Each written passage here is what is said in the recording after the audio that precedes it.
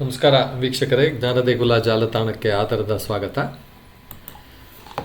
ಇಂದಿನ ಪಂಚಾಂಗದ ವಿವರಗಳನ್ನು ನೋಡೋಣ. ಇಂದು ಭಾನುವಾರ, ಪರಾಭವನಾಮ ಸಂವತ್ಸರದ ವೈಶಾಖ ಬಹುಳ ಅಷ್ಟಮಿ, 10ನೇ ತಾರೀಕು ಮೇ ತಿಂಗಳು 2026. ಈ ಭಾನುವಾರದ ಸೂರ್ಯನಿಗೆ ಸಮರ್ಪಿತವಾದಂಥ ಶ್ಲೋಕ ಆದಿದೇವ ನಮಸ್ತುಭ್ಯಂ ಪ್ರಸೀದ ಮಮ ಭಾಸ್ಕರ, ದಿವಾಕರ ನಮಸ್ತುಭ್ಯಂ ಪ್ರಭಾಕರ ನಮೋಸ್ತುತೆ.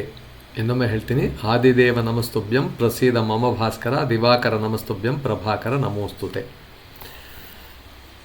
ಇಂದು ಈ ಭಾನುವಾರದ ಪರಾಭವನಾಮ ಸಂವತ್ಸರದ ವೈಶಾಖ ಬಹುಳ ಅಷ್ಟಮಿ, ಉತ್ತರಾಯಣ ಕಾಲ, ನಕ್ಷತ್ರ ಧನಿಷ್ಠ ನಕ್ಷತ್ರ, ಯೋಗ ಬ್ರಹ್ಮಯೋಗ, ಕರ್ಣ ಕೌಲವಕರ್ಣ, ಸೌರಮಾಸ ಮೇಷ 27ನೇ ದಿನ, ರಾಹುಕಾಲ ಸಂಜೆ 5 ಗಂಟೆಯಿಂದ 6:35 ತನಕ ಇರುತ್ತೆ.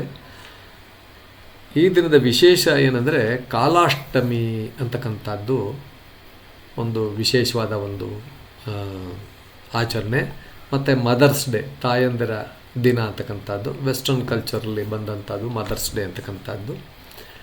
ಇನ್ನು ಕಾಲಾಷ್ಟಮಿಯ ವಿವರಣೆ ಹೇಗೆ ಅಂದರೆ, ಕಾಲಾಷ್ಟಮಿ ಭಗವಾನ್ ಪರಮಶಿವ, ಶಿವನ ಭಯಾನಕ ರೂಪ.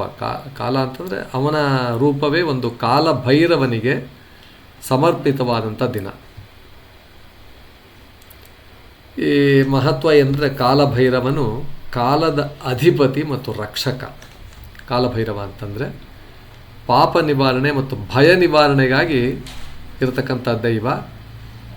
ಈ ದಿನ ಮಾಡಬೇಕಾದದ್ದು ಏನಂದರೆ, ಶಿವ ಮತ್ತು ಭೈರವ ಪೂಜೆ, ಉಪವಾಸ ಅಥವಾ ಒಂದು ನಿಯಮಿತವಾದ ಒಂದು ಆಹಾರ ವಿಹಾರಗಳಲ್ಲಿ ಪಾಲನೆ, ಓಂ ಕಾಲಭೈರವಾಯ ನಮಃ ಅಂತಕ್ಕಂಥ ಒಂದು ಜಪವನ್ನು ಜಪ ಮಾಡಬೇಕು.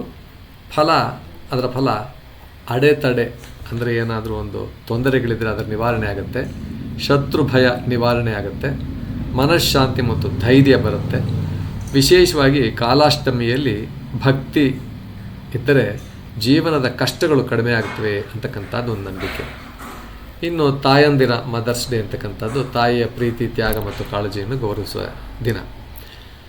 ಇಂದಿನ ಉಪಯುಕ್ತತೆ ಏನಂದರೆ, ಶಿವ ಮತ್ತು ಭೈರವ ಆರಾಧನೆಗೆ ಉತ್ತಮ ದಿನ, ಧೈರ್ಯ ಮತ್ತು ರಕ್ಷಣೆಗಾಗಿ ಪ್ರಾರ್ಥನೆ ಮಾಡಲು ಅನುಕೂಲ, ತಾಯಿಗೆ ಗೌರವ ತೋರಿಸಲು ಶುಭ ಸಮಯ ಅಂತಕ್ಕಂಥದ್ದು.